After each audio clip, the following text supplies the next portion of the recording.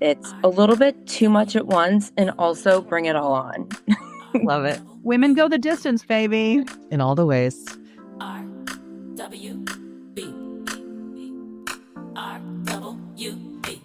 We came to make a change. Hi, everyone. Welcome to How to Not Lose Your Shit. I'm Katie Paris, the founder of Red Wine and Blue. And I'm LaFonda Cousin, a part-time yoga instructor, self-care advocate, and the chief people officer here at Red Wine and Blue. Okay. It's been a heavy couple of weeks. Yeah. The Supreme Court decision in Calais, just a total decimation of the Voting Rights Act, the Civil Rights Movement, the coattails of that movement, I think is what we both like to think that we're riding on in terms of doing this work. So it has felt like a massive blow. I'm grateful that we got to have time together in person, and that even happened while we were together in person. But then coming back home and just sitting in it, I've been so grateful for this team, for you, for us to continue to be in touch. But sometimes we got to name it. We've been losing our shit a little bit around here. Yeah. We're already seeing the damaging effects of this Supreme Court decision. Republicans in Tennessee have already pushed through a new map dividing up the state's only majority Black district. And the Virginia Supreme Court struck down their redistricting maps that Virginia had created really just as a single year fight back against the gerrymandering we were seeing in places like Texas that were, also eliminating Black districts. So yeah, y'all, this is making us lose our shit. And we are combating that by being honest about losing our shit. And we're getting women together to talk about what we can do at the local level. We've already had events about this. We brought Janae Nelson back from LDF to discuss all of this. And we took next steps in terms of advocating for the John Lewis Voting Rights Act in Congress last week. We are getting women together this week on Thursday night to spread information about voting rights. But how you doing today, LaFonda? Yeah, I mean, last week was really tough. The week before, obviously, was really tough. And we talked about this last week. I feel like I keep hitting these walls where it's just like, does this even matter? Like, this is ridiculous every day. And I know I've said it on the show before. I say it personally. I've said it to you before. This whole charade feels like we're in a Saturday Night Live skit. And now it doesn't even feel like we're in a Saturday Night Live skit. It's not even funny. Basically saying we don't need these things anymore, right? We don't need voting right protections anymore. It's fine. All of these things are saying it's fine. Racism is over. And then you prove why racism is not over and why we need the protections that were in the Voting Rights Act. And then the celebration that happened in Tennessee with people walking around, lawmakers walking around with Trump flags on their back. It just felt so surreal. And I'm honestly still not over it. And this work, our team, you obviously definitely helped me not lose my shit, but I don't know. The only way we get through this is together. I think it's really okay to not be okay right now. Yeah. I know it is, it's adding fuel to my fire. I did have a day last week where I was feeling a little bit like, is this what it feels like to feel defeated? And then as soon as I felt in my body, me asking myself that, something lit up again. Yeah. Because I'm not going to that's the intent. Yeah. And that doesn't mean that it's not okay for sometimes the tank to not be full, but that's when we kick in for each other. It's why I show up. It's why I keep coming. It's why it's important for you and I to have those spaces where we have those conversations, because I think that at work, you're my person and we talk to each other and it makes me feel like, okay, I can come back tomorrow. I got one more day in me. Right back at you. Right back at you. And, and I felt like Jenny and Jaclyn had some of that for each other too, our guests today. I'm really excited to get to share how they talked about how they do the hard work that they do. The fight for comprehensive sex education, which is the topic of today's episode. I think at first when I realized we were doing this episode, I thought, wait a minute, but we're in the midst of this big voting rights. Wait, but this is happening too. And something else happening. Yeah. It's a reminder of how core all of these things are to who we are and how they all relate to the world that we want to live in and build together. And, I feel really lucky to be in this fight with Jaclyn and Jenny. And I'm excited to introduce them to our listeners today. Mm-hmm. So we decided to have this episode this week because May is Sex Ed for All Month. We are joined today by Jaclyn Friedman, the founder and executive director of EducateUS, an organization that believes comprehensive public sex education can change the world.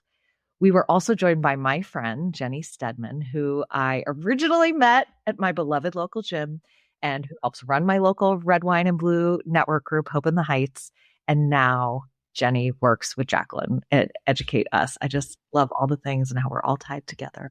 Our conversation today with Jenny and Jaclyn was really helpful in the beginning to maybe today I don't have 110%, but if I give 57% today, that's going to be enough to get me to tomorrow, because sometimes that's all we can really do, because the weeks like these last couple of weeks have been really tough, and it makes community more important. It makes having people around you who remind you about the reasons that we continue to have these conversations, to do this work, to put one foot in front of the other. It makes it feel more important. I will take your 57% any day of the week over most people's 110. So with that, Jaclyn and Jenny, thank you so much for joining us.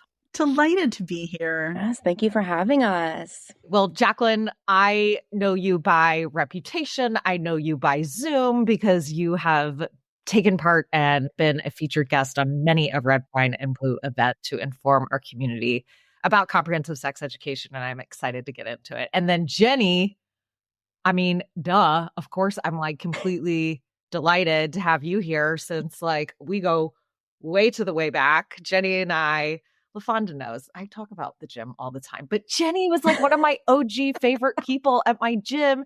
And then before long, she's coming up to me being I think I want to do more in terms of our country and our world and everything breaking. And then now she's one of the leaders of my local Red Wine and Blue group, Hope in the Heights, which you know about. Yep. And now she's working with the amazing Jaclyn at Educate. Do you say EducateUS or EducateUS? We say EducateUS, but it is also correct to say EducateUS. We mean it both ways. It's a double meaning. We need to Yes. educate us, and we are the US, and it is patriotic to fight for the things we believe in. Okay, Jenny, how has it felt? How has it felt to just keep leveling up your community involvement like this? It's everything I hoped it would be, including insane. Also, guys, Jenny ran for school board. I skipped over that step too. I mean, she really, we're always telling women you can do all this, and you have really embodied that. Thank you. Well, thank you. Well, going to Red Wine and Blue events and working with a local group, and everyone's someone in your group's going to run for school board. One of your members is going to run for school board. And then I was fuck, I have to run for school board. It's me. Why not me? Right? Did you think that? Exactly. And I'm if I'm going to pressure someone else to do it, I should pressure myself. And I just embraced it, embodied it. And I did not win a spot on our school board, but at that election night, I knew, this is just the beginning. This was such an amazing educational experience. I met so many people. I learned so many things, and it just felt like a launching point. And since then, some things have just been lining up, and it's a little bit too much at once, and also bring it all on. Love it. Did you all see the woman who won the 250-mile race in the last week? Yes. And so this is a woman, she did it in she made a new world record. It was something 54 hours or something like this. She slept for 19 minutes in the midst of running, climbing mountains were involved in this. An ultra marathon. Yes. Ultra marathon. Okay. She was not only first place among women, she beat the men. She was the first place person. And it was just a new record for anyone of any gender.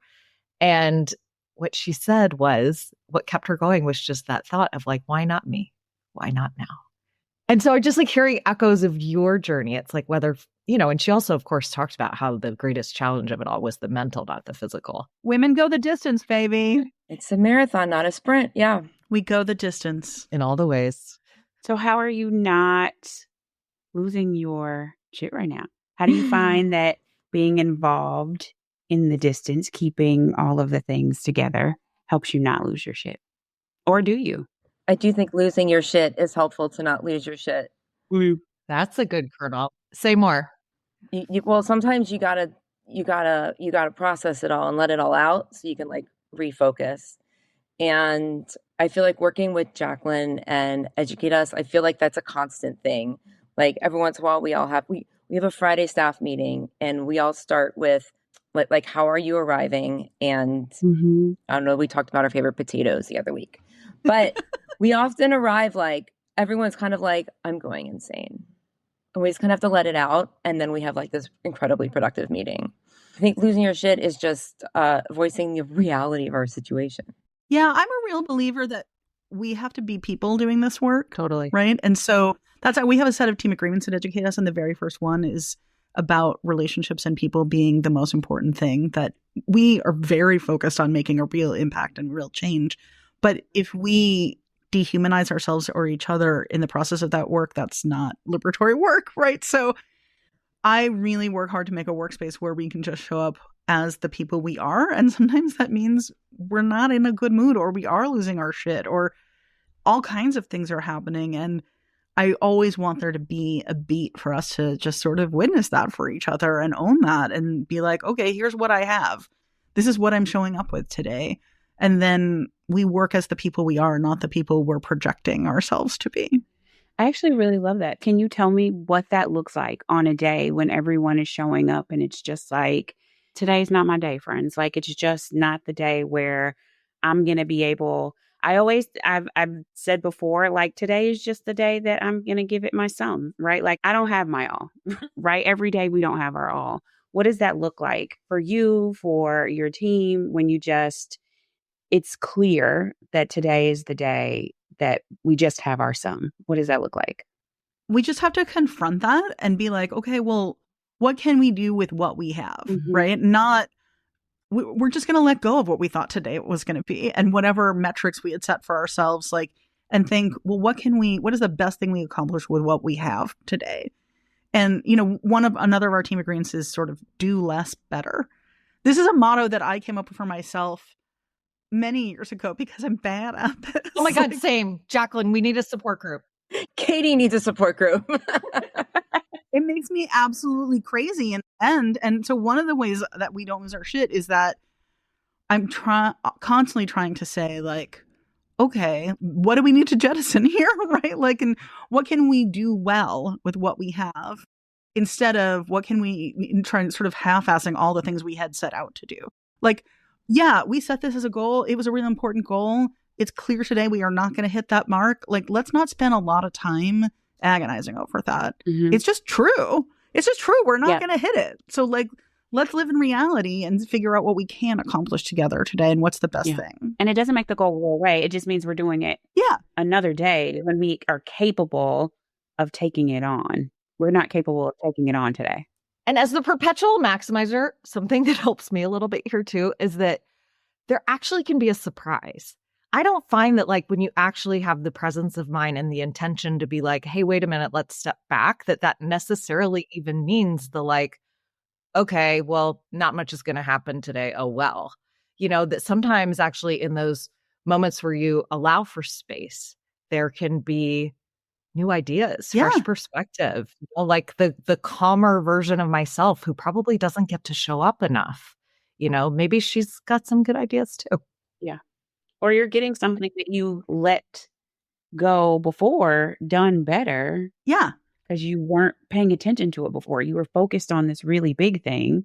And today you have a calmer mind to focus on something that maybe is smaller and probably really important today.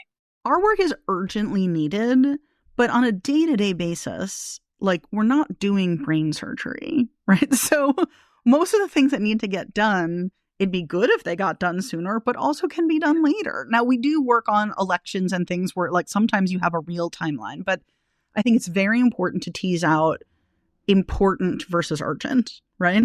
Right? Like, this work is important. It doesn't mean it's all urgent every day. And also spinning at that level of urgency every day is how we lose our shit faster.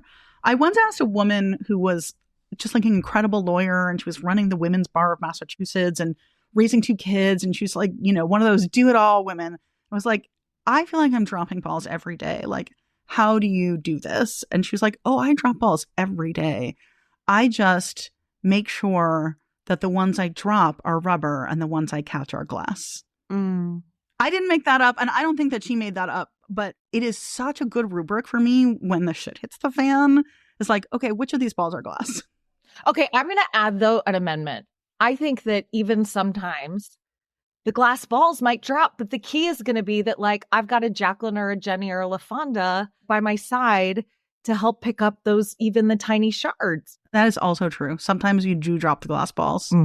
So if I could just add in one more of Jaclyn's team agreements that she's created, it is, and this daily helps me not lose my shit, is to remember that we have a moral obligation to succeed. And what does that look like today? What does that look like in a week? What does that look like in a year? It's different, but just like, what am I going to do today to help move this success forward? And some days you're going to slingshot it forward, and some days you're going to like bunny hop. Yep. Okay. We've been letting our listeners wait long enough with the bated breath. Let's dig into the specific and very important work that you all do. So what exactly is comprehensive sex education, and why is it so important? Let's just start there. So sex education is a K through 12 set of lessons. I honestly, adults should learn. I mean, it's a lifelong set of learnings, right? About both how our bodies work, how our bodies interact with each other, and how we can have healthy relationships with each other and healthy intimacy and connect. Fundamentally, it's about all of those things. And when you think about those things, it's like the building blocks of our lives, right? Our entire lives. So one of the things I say when people need to think more broadly about sex education, because I think a lot of us really just know the sex education we got or our kids got, which a lot of times is either very limited or harmful or non-existent, or we're thinking about misinformation we heard, which I'm not even going to repeat because I don't like to do the opposition's job for them. Amen. When I like to expand people's thinking about the potential and the importance of sex education, my very fastest line is, imagine a generation of men raised knowing how to handle rejection. Just imagine how that one thing, which is only one thing that sex ed does of many, would change the entire culture in this country. Imagine if every man in power right now was raised knowing how to handle rejection, and how different the country would be. Okay, so explain how that is a part of comprehensive sex ed, because I think that a lot of the disinformation is based on this total oversimplification, over sexualization, essentially, of what comprehensive sex ed actually means, which ultimately, when it's understood accurately, is really uncontroversial. Yeah. K through 5, sex ed is honestly a misnomer. It's part of this curriculum because everything builds on it, but no one's talking about sex in K through 5. They're talking about good touch, bad touch. How do you identify who a trusted adult is for you, right? Basic consent. So, but not about sexual consent, right? Like, can I play with this toy that you have, right? Like, can I hug you? Like the stuff that we teach kids about consent. But then when you build on that and you start talking about sex as they get older, you've already laid the groundwork. But also, there's a lot of socio-emotional learning built into sex education. That's where a lot of kids get it, right? Like, so in order to understand and navigate consent, you have to be able to handle rejection, right? Mm-hmm. Right? So consent culture really only works when it's okay, it's genuinely okay to say no, right? Like if I say no and I think someone's going to follow me out of the bar and shoot me, which is the thing that we know all too well happens, right? Like that doesn't actually give me the freedom to say no. When you start that very young on very low stakes interactions, teaching people not only to be able to say yes or no, but to receive yes or no, that's in those consent lessons, you raise a generation of kids who all know how to handle rejection. And those lessons don't just stay with sex, because human relationships are complex, right? None of our relationships are only one thing. So if I know how to have a healthy, intimate relationship, I also know how to have a lot of other kinds of healthy relationships. When you talk about it this way, not only does it make me feel like this is so important for my own kids, it does make me feel like this is so important for our culture. Yes. And the world how I want to raise them, but the world I want to raise them in. And so this is not a small issue. It's not a small issue. It is fundamental to so many changes we want to see in this culture. If people care about reproductive freedom, we have to have sex education, right? What's the point of having reproductive services available to us and choices available to us if we don't understand them and we don't understand our own bodies, right? And each other's bodies. If people care about LGBTQ liberation, we have to be talking about and fighting for sex education. If people care about ending gender-based violence, we have to be talking about it. Honestly, that's how I got into this. I spent most of my career doing anti-sexual violence work. The work I'm most known for is actually a book called Yes Means Yes, which popularized the idea of affirmative consent. And I spent a long time working on that. And I kind of got to a place where I honestly couldn't talk about rape all day, every day anymore. But also, I just wanted to stop pulling the babies out of the river and wanted to stop the babies from going into the river, right? And primary prevention for sexual violence is sex education. With a lot of research on that. It's sex education. So many things. I believe, I don't think there's been studies on this, but I actually believe that if you want to reduce community reliance on police, sex education is a great answer to that. Because again, it teaches us how to peaceably resolve disputes, right? I think it's a fundamental pillar of democracy. And you know who else thinks that? The people who are against democracy. Right? And every authoritarian project has come after sex education. Authoritarianism cannot exist when we have comprehensive sex education because they need to control sex, gender, and reproduction in order for their project to succeed. And part of that is keeping us ignorant and keeping us isolated. And sex education works against all of that. It is a fundamental plank of democracy. For someone who is conflating, because I hear this a lot, someone who conflates age-appropriate sex ed with grooming, how do you tell them that it's not without losing them in the first 30 seconds?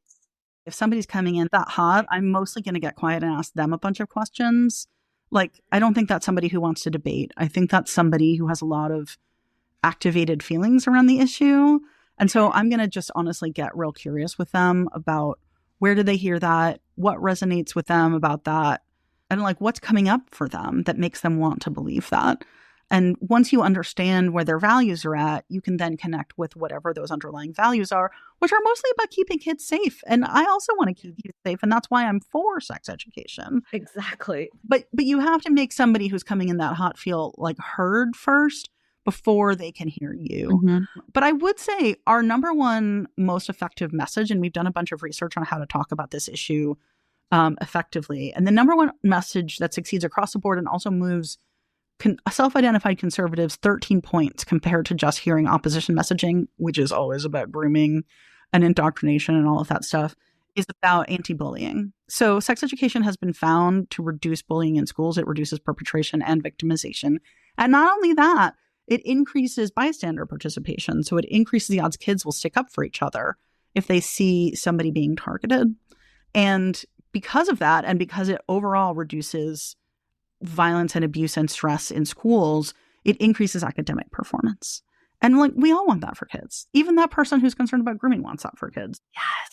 Haven't you all done research that shows that the vast majority of Americans like actually agree with what you're doing? Like, regardless of party ID, regardless of where you might fall on the ideological spectrum, like, can you talk some about that? Because I think that there could be people who like, of course, I agree with everything you're saying, but maybe I'm not sure. Like, I don't know about talking about this in mixed company because maybe people will disagree with me. Like, can you level set for us? Because I think people are surprised when they hear how much agreement there is on this issue. I have to tell you, our research even blew my mind. And this is polling that we did twice because I didn't quite believe it the first time and I wanted to be sure it was real. So we did this polling twice this year with two different pollsters. So these are really solid numbers. And I was not surprised to find that supermajorities of people support sex education in schools. That has been consistently true over many years of polling, not just from us. Planned Parenthood has polled on this. We found that 75% of Americans want sex ed in schools, period, full stop. That holds up across geographic diversity, across class, across race, across religion. We found that over half of people who identify as born again support sex ed in schools. And the thing that blew my mind and that made us do the polling twice is that we tested the first time a split. So we talked about some of the things that are contained in sex education, like education on healthy relationships and boundaries and consent, things we know that people, once they know that's what we're talking about, then they support it. So we made sure people understood what we meant by sex education. And then half of the people got that question, do you support or oppose this in schools? And then the other half, we explicitly said that it was inclusive of and affirming of transgender students. Mm-hmm. And that does not decrease support for sex education in this country. Not in any way that's statistically significant. It was 72% instead of 75%. Still a huge supermajority of Americans. And again, across all those demographics, a majority of people who get their news from Fox News support trans-inclusive sex ed in schools, right? A majority of people, again, who identify as born-again Christians. All kinds of demographics that you would not expect. This is just not a controversial issue. It is a lie. It's actually, it's right-wing propaganda that this is a controversial issue. Well, it's a right-wing propaganda lie that is bought into by the establishment political class across parties. 100%. And I would like them to stop. Like, basically, same. Right now, when it comes to sex ed, and also when it comes to trans kids in schools, what our data really clearly show, because the second time we also asked questions to sort of flesh out the picture about whether schools should be welcoming for trans students and also should they protect trans students from discrimination, huge majorities for those things also. Absolutely. None of these are controversial issues to Americans. They're just not. And what's happening right now is like there's a one-way culture war happening, right? Like the right is fighting a culture war up and down the ballot from school boards to Congress, right? And the left is not showing up for the culture war, right? Like or the center or moderates, right? Like the right is fighting this culture war and we're just ceding the ground to them. But actually there are so many more of us than there are of them. If we all just said, no, this is ridiculous. Like, of course we're not teaching them any of that, you weird perv. Like, yes. Stand aside. We're the majority. I support that talking point. Like, you could see change on sex education in every state, every school district in this country. If everyone who supported it just stood up and said it with their whole chest, you would see a lot of things change like overnight. Yeah. And this polling really just like emphasizes like Red, Wine, and Blue's mission of just getting straight to the issue. Don't talk parties. Let's just talk issues. And when you talk about issues and understandings about things, people might start voting a different way. Mm-hmm. But you find that common ground. And so when you take the politics out of it and you're just talking about people, I mean, it's one of the things I love the most about Red, Wine, and Blue. Mm-hmm. Even though our country is so divided that it's really obvious where we land. But that's because our politics is being driven in this top-down way. Exactly. Where, you have like the propaganda and then like the political class accepting this debate on their terms. Like you've seen Democratic campaigns at the federal level scared to utter the word transgender or probably even comprehensive sex ed because they have bought into the lie from the right that these are extremist positions to take, which you all have shown actually that the majority of Americans, the majority of people who voted for Trump, the majority of born again Christians, actually all majorities agree that this is like non-controversial just to be like inclusive of all kids, including trans kids in school. Like people don't want to bully any kid. No. And to me, the case that you all are making is why it's so important to have our politics come from the ground up, to have it be rooted in the reality of people's values and how they actually feel about these issues, instead of the people who are profiting off of our politics, ginning up these culture war debates that actually aren't a debate at all. They are, manufactured by people who are trying to undermine public education, right? Yes, absolutely true. Yes. We just need to be like, no, we're not doing that. That's like not what most people believe at all. Unsubscribe, right? Unsubscribe. Oh, Katie, I just want an unsubscribe button for so many things. So many things. Yeah, this is a hugely bipartisan issue. Or beyond bipartisan. Independents, people who aren't politically engaged, like literally everybody. Yeah. Okay. And that helps me lose my shit less. Because when things are, we're having it on voting rights now, we're having it on so many things, like from the top down, from literally the top, the U.S. Supreme Court issuing these decisions that are so against the will of the majority of the people. And this conversation is helping me because it's on these issues that we're told are so controversial, like they're just not, And so the work that we need to do again and again and again is to ground ourselves in our own humanity and the humanity of others, and that's where we stand as the majority, and not letting this top-down politics, like not buying into the lie, that we are, like, I'm just not sure at the end of the day we're as divided as everybody says. We agree on these issues sometimes 70-30, 80-20, and then like partisan politics gets involved and we'll barely win or barely lose by one vote. But if we're really just having a conversation about the issues and about the values, that's not where we are. Yeah. And knowing that so many people agree with us makes it easier to stand up and say what we thought was a hard thing or a scary thing to say. And actually, Educate Us has made it really easy to take that first step. Okay, talk to us about that. So if listeners are hearing about all this and they want to fight for comprehensive, good, age-appropriate sex education that is going to make their kids safer from bullying in their own school district, like, what do they do? They need to get in touch with their school board members and tell them that this is important to them. And if you go to educateusaction.org/school board, there's a really, really simple form. So simple. Name, address, email. That will send an email to Educate Us, and we will find your school board members and send them some information and copy you on it so you can start to have that conversation with your school board. And you know what? You don't have to reply if that scares you. Your school board member now has information and knows that this is important to you. It's great. You're making it easy and you're providing good information. That's so beautiful. Easy action helps me not lose my shit. Yes. Yeah, it does. I love it. I have loved this conversation. I'm thinking about, Jaclyn, how you called comprehensive sex education lifelong learning. And I feel like we have actively engaged in that in this conversation. Our lifelong learning will continue. I think that this is our responsibility as women, and there's so much we can do to advocate to our own school boards. And Educate Us has made it easy, y'all. So Jaclyn, Jenny, thanks so much for joining us today. And keep up the good work. And please keep working with us. Yes, we love it. Thanks, guys. How to Not Lose Your Shit is a podcast from Red, Wine, and Blue. It's hosted by Katie Paris and LaFonda Cousin and produced by Amy Thorstensen. To learn more about Red, Wine, and Blue, you can find us on social media, on the Red, Wine, and Blue app, or on our website at redwine.blue. Look around, there's something going down, but we're looking up.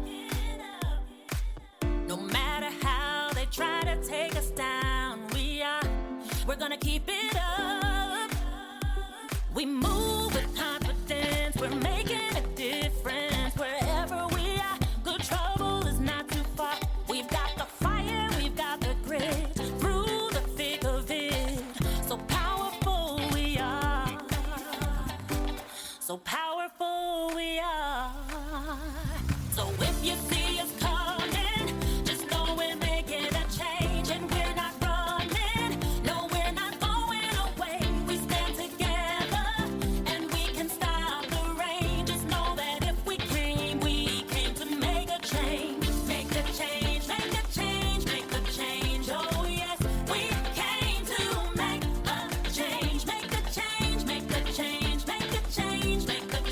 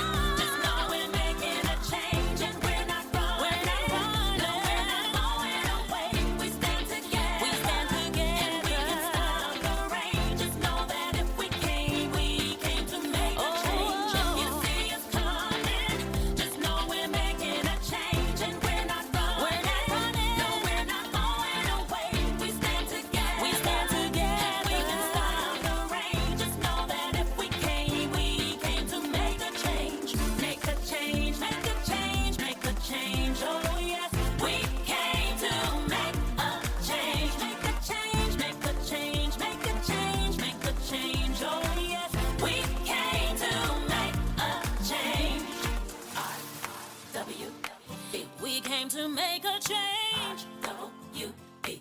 We came to make a change.